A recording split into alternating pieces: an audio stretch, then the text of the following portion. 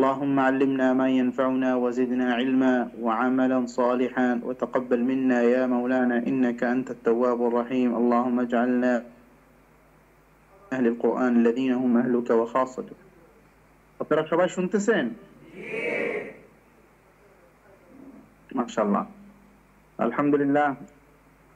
আল্লাহ রাব্বুল আলামিনের এটা অনেক বড় দয়া যে আল্লাহ রাব্বুল আলামিন আপনাদেরকে এই মুবারক আমলের জন্য কবুল করছেন। আল্লাহ নবী সাল্লাল্লাহু আলাইহি ওয়াসাল্লাম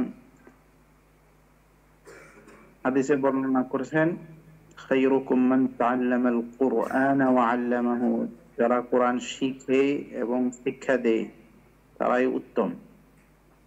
আল্লাহ রাব্বুল আলামিন আমাদেরকে এদের ভিতরে শামিল করেন, আমিন।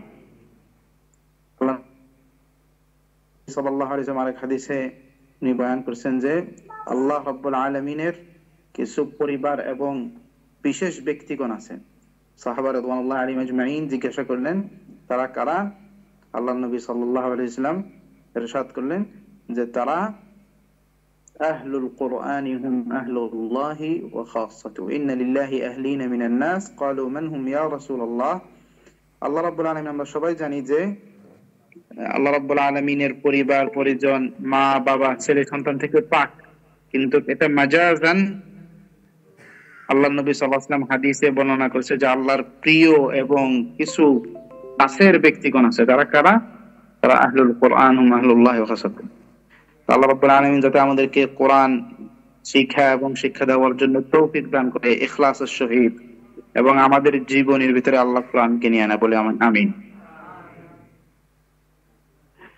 তো মাশাআল্লাহ, আপনারা আজকে 5 দিন 6 দিন ব্যাপক মাশাআল্লাহ অনেক মস্ক করছেন। আসলে তো আমি আপনাদের সাথে শিখবো, শেখানোর কিছু নাই, কিন্তু ইনশাআল্লাহ আমি ইনশাআল্লাহ সূরাতুল হাশরের লাস্ট 3 আয়াত ইনশাআল্লাহ তেলাওয়াত করব এবং আমার পিছনে পড়বেন।